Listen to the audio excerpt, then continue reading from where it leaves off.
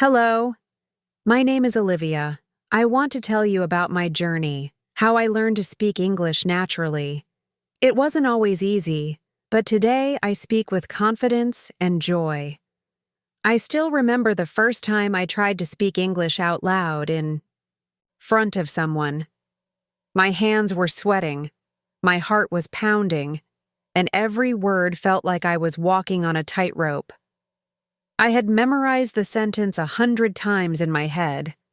I was supposed to ask for directions to the train station.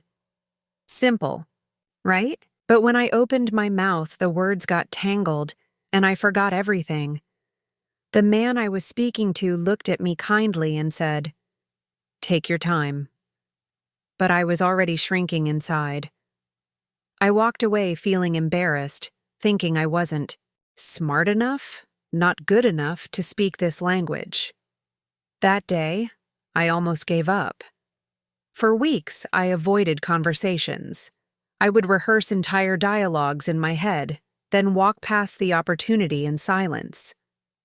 I was trapped, not by my lack of vocabulary, not by grammar, but by fear. The fear of getting it wrong. The fear of someone laughing, judging, or correcting me harshly. And because of that fear, I kept quiet. But something changed one evening. I was watching a video of a girl, just like me, talking about her English journey. She said something that hit me like lightning. She said, "Mistakes are proof that you're trying." It sounds simple, but for me, it was powerful.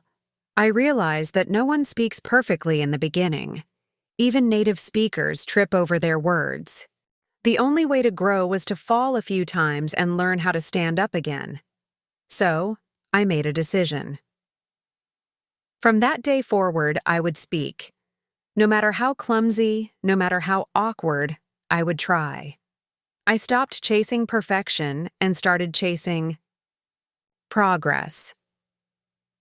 The next time I spoke to someone in English, I messed up again. But I stayed in the conversation. I asked questions. I smiled. I even laughed at myself. Something magical happened. People responded warmly. They appreciated the effort. Instead of judging me, they helped me. And that made me braver. Over time, I noticed something else. When I made a mistake and someone corrected me, I remembered that word or sentence better than anything I had read in a book. My brain was learning by doing. And because I was no longer afraid to make errors, I began to practice more, not just in class or in front of the mirror, but in real life.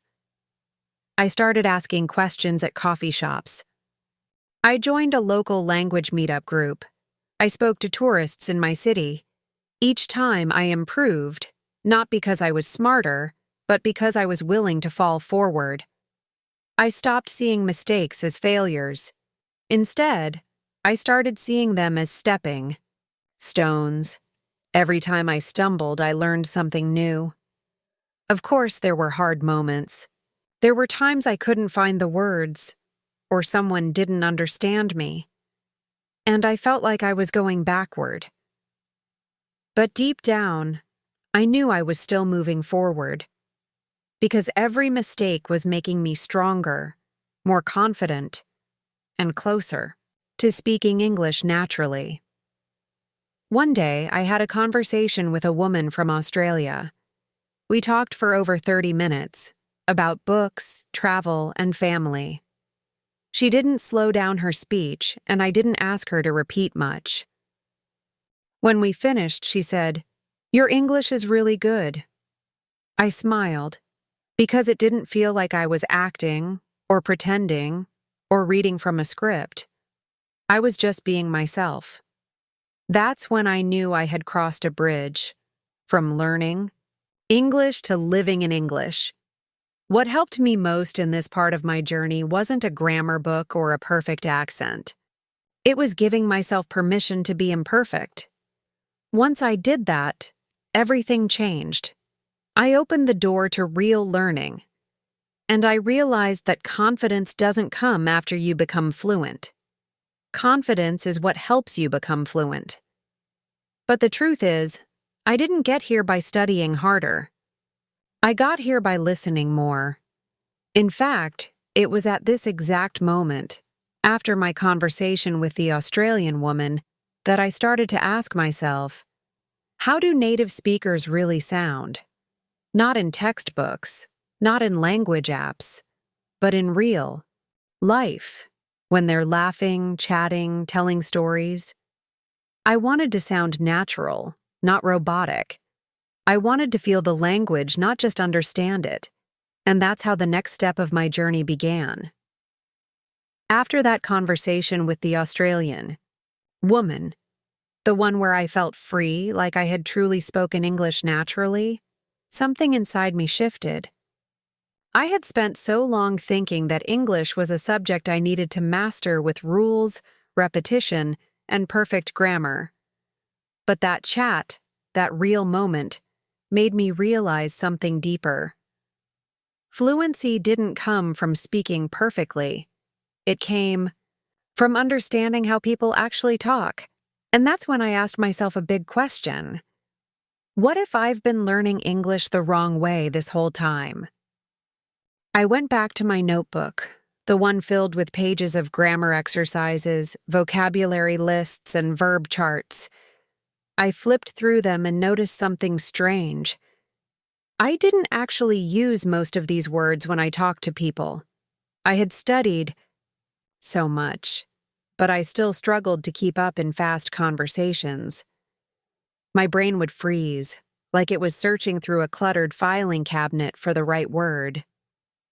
And by the time I found it, the moment had already passed. It was frustrating. I wanted English to feel natural, like my first language. I wanted it to flow. But the truth is, no matter how many hours I spent studying, I wasn't improving at the speed I wanted. That's when I made a small but powerful decision, one that changed everything for me. I stopped studying. I started listening. Not in a lazy way. I didn't give up learning, but I changed how I learned.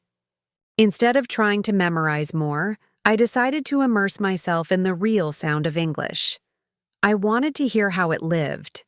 I wanted to understand how people used it when they were excited, angry, sarcastic, or funny. I needed to know what English felt like in everyday life. So I began with something simple: TV shows. The first one I chose was a sitcom, funny, fast, filled with real conversations. At first, I watched with subtitles in my own language, but quickly I switched to English subtitles. Then finally, I turned them off completely. I watched the same episodes again and again, not just for entertainment, but for training. I paid close attention to how characters greeted each other, how they interrupted, how they used filler words like, you know, I mean, or kinda.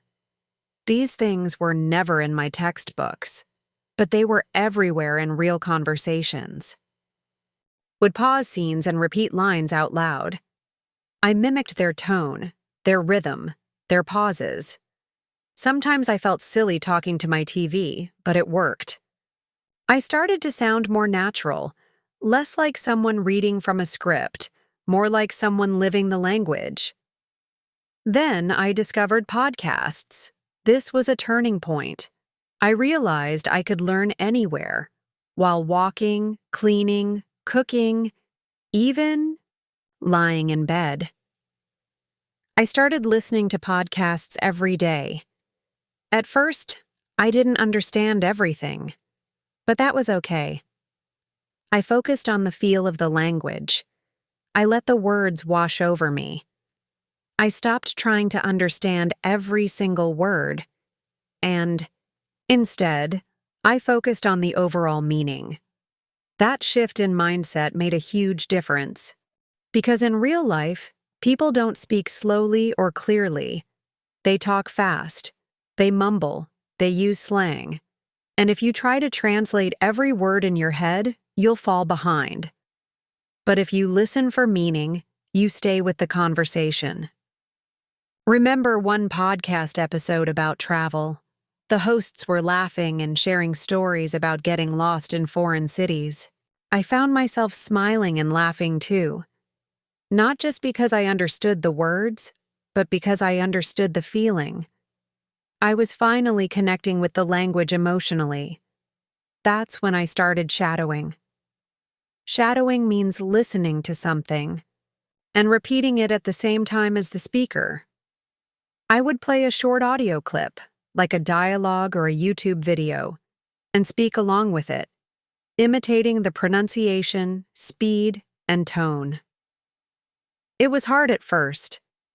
My tongue would trip over words, and I'd lose the rhythm.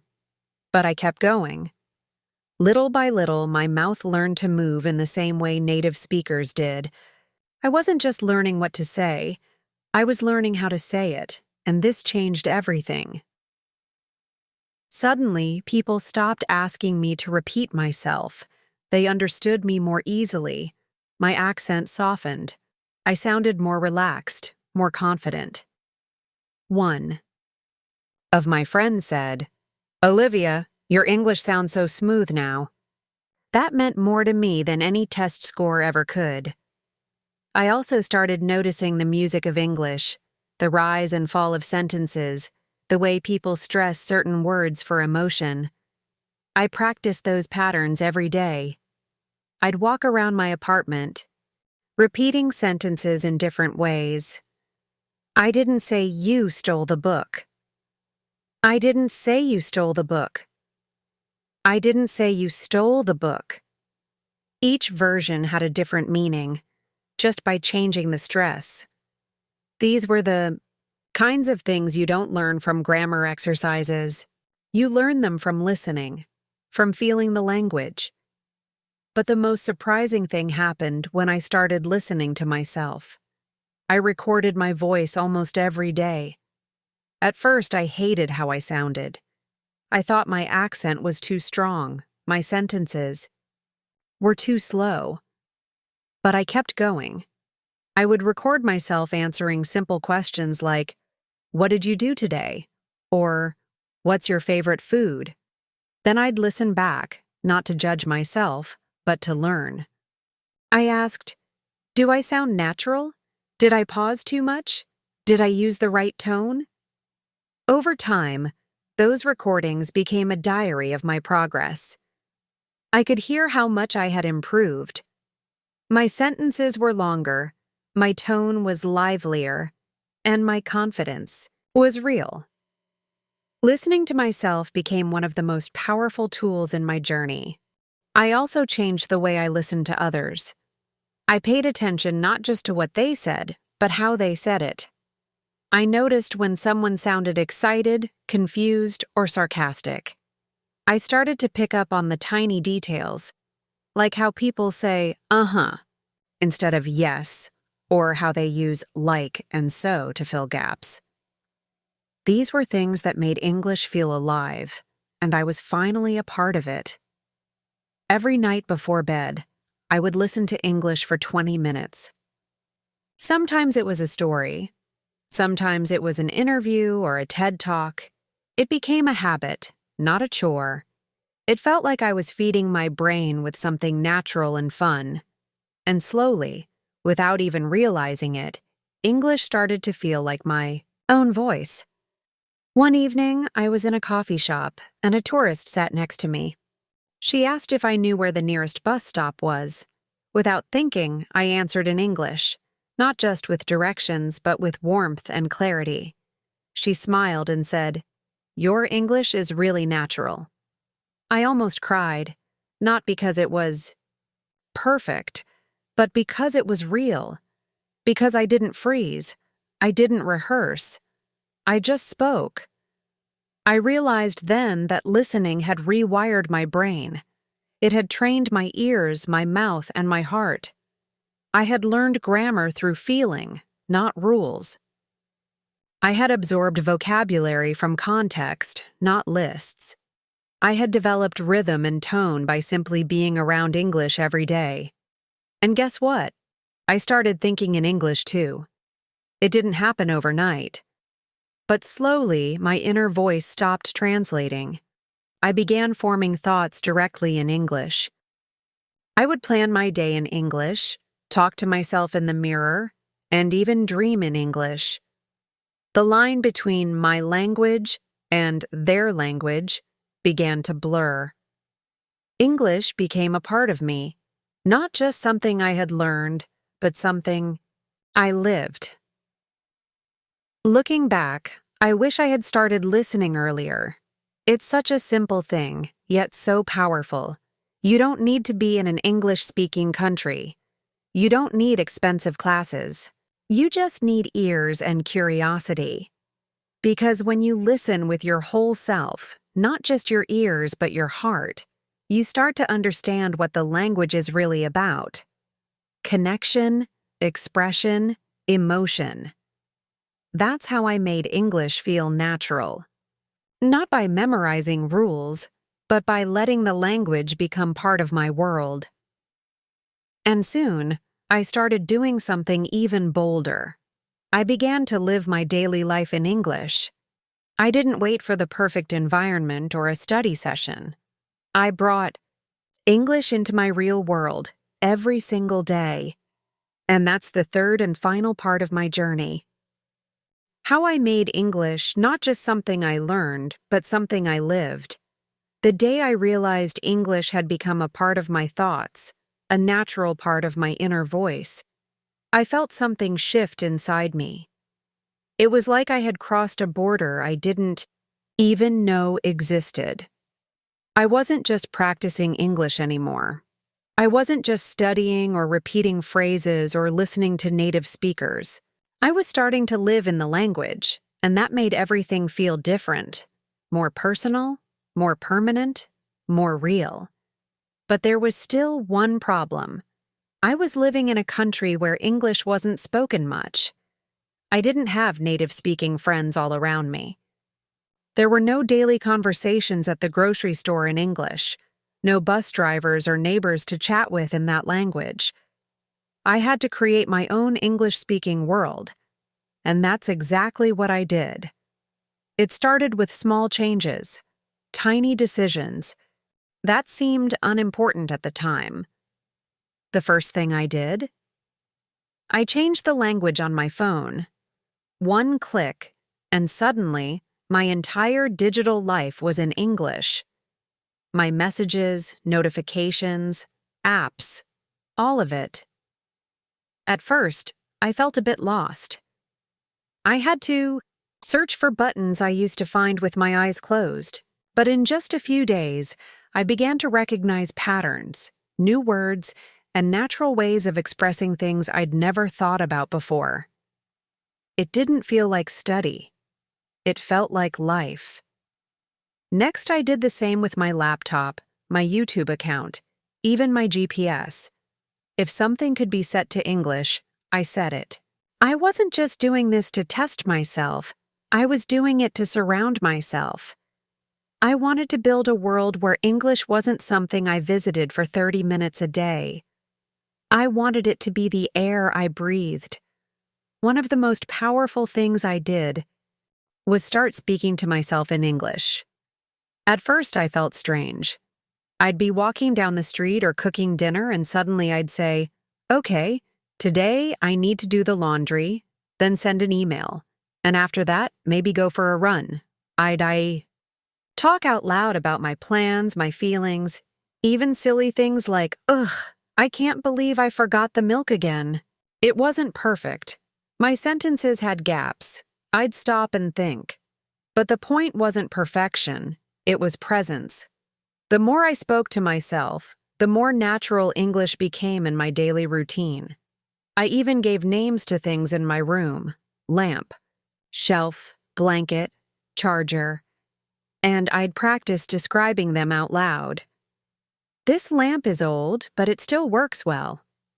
This blanket feels soft, especially on cold nights. It felt a little silly at first, but it worked. I was teaching myself to describe the world around me in English every single day. Eventually, I took it one step further. I started journaling in English. Every night before bed, I would open my notebook and write one page. Sometimes it was about my day. Other times it was about my dreams, fears, or goals. At first, I had to pause often to look up words, but slowly I stopped needing to. My vocabulary grew naturally because I was writing from life, not from a textbook. One day, I wrote about something emotional, a fight I had with a close friend. I poured my feelings onto the page in English, and something amazing happened. I didn't just express my emotions, I processed them. I understood them. Writing in English helped me connect with myself in a new way. The language wasn't just for communication anymore. It had become a mirror, a journal, a voice. But of course, living in English didn't mean isolating myself. I still needed real human connection. That's when I discovered something called language exchange. I found a website where people from all over the world were looking for language partners. I messaged a few English speakers who wanted to learn my native language, and we started doing regular video calls. 30 minutes in my language, 30 minutes in English.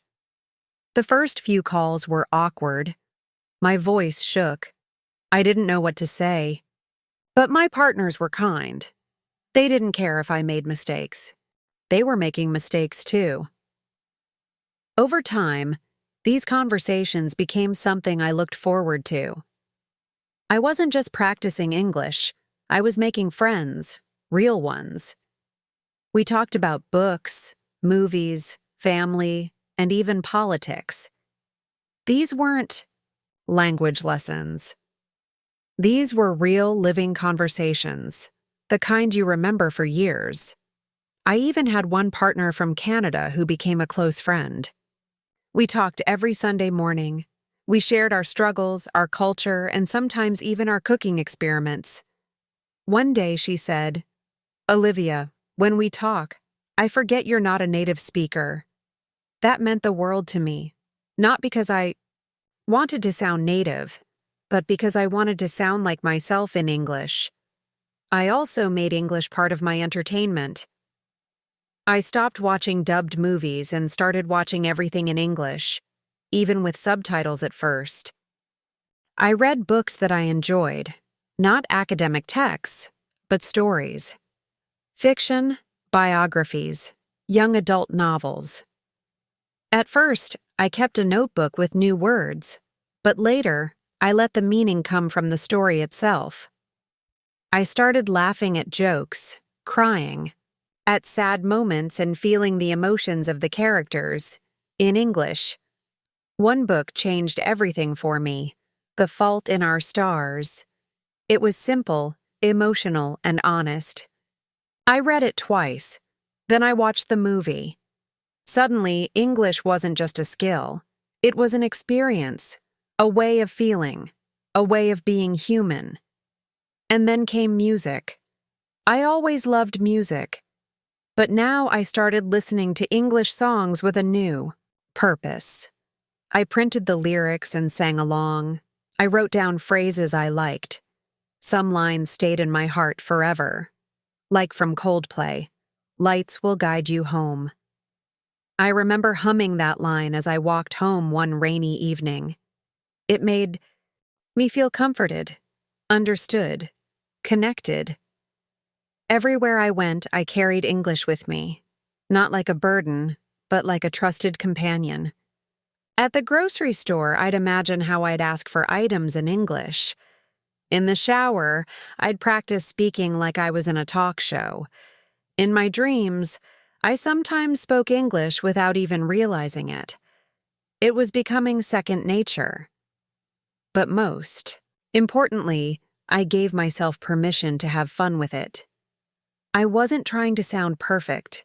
I wasn't chasing accents or flawless grammar. I was chasing connection. I wanted to be able to tell my story, to share my thoughts, to make someone laugh. And the more I made English part of my everyday life, the easier that became. There were still hard days. There were times when I felt stuck, like I wasn't improving. Days when I misunderstood someone or forgot a simple word. But I learned to see those moments differently. Instead of feeling like a failure, I reminded myself, you're still learning, you're still growing. Keep going. One of the most powerful moments happened in my own kitchen. I was cooking dinner, and I suddenly realized I'd gone the entire evening, preparing the meal, thinking about my day, listening to music, all in English. I hadn't even noticed. It had just happened naturally. That's when I knew. This language was no longer something outside of me. It was inside. It was part of me now. Looking back, I realized that the key to speaking English naturally wasn't hidden in some secret course or advanced grammar book. It was in the way I lived. I made English part of my daily life. And that daily life made English part of me.